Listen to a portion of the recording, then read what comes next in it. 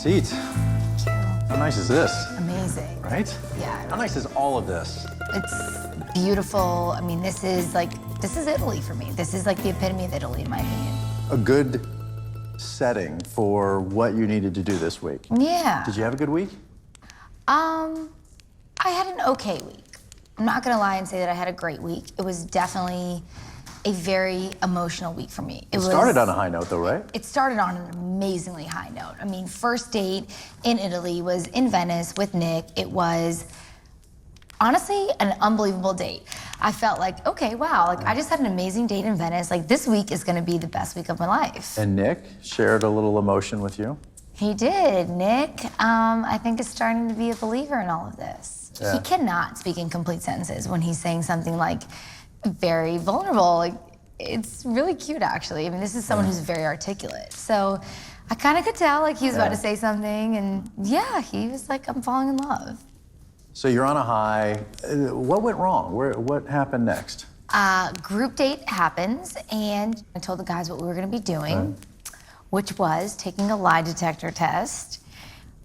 Honestly, I am at a tug of war in my mind. I have their results in my hand, and like, in that moment, I'm talking to them. I don't even know what I'm saying because all I'm thinking is like, do I read them? Do I not? Do I read them? Do I not? How do you not want to know? So what'd you do?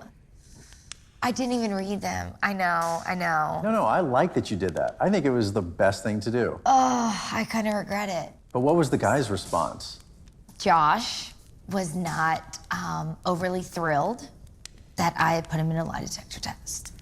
And he like immediately laid into me about it. He was like, do you not trust me? Like, you have to put me through a lie detector test? And it was very back and forth. Kind of confrontational? Almost combative. Yeah. It was almost combative. I left that conversation being so confused, and I actually got like very emotional that night. Yeah. It's scary. Like, you know, you float through all this and you say like, oh, there's 25 guys and it's fun and we're traveling. And then I guess I saw like these glimpses of like heartbreak in a sense. Like, do they really see that down on one knee? And it's hard for me to come to the consensus that there are really, at that time, 8 people that are on the same page as me. It's very scary for me. And this is the first time I've seen you in one of these situations where you're not just happy as can be. Are you in doubt this week that this is gonna work at all?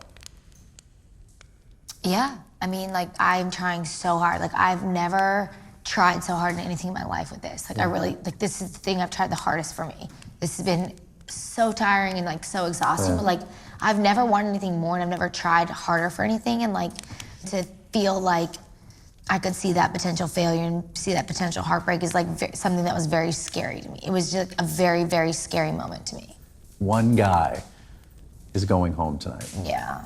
I know it's not easy to go in there and talk to these guys now. Just when I pulled you out of the room a minute ago, I knew you were having trouble telling them, like, how you feel. Everyone in there is great, but it's like, it's beyond great. It's beyond who's cool, who's fun, who makes me laugh. It's like, who is there a future with?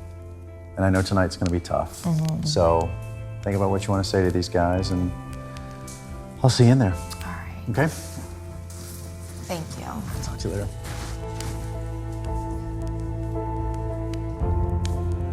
This has definitely been an emotional roller coaster of a week, but I realized like this is a tough journey, and part of that journey in finding like the person of my dreams and like the man I'm supposed to be with means doing tough things like saying goodbye to somebody. As hard as it might be to let somebody go, like it is the right thing to do.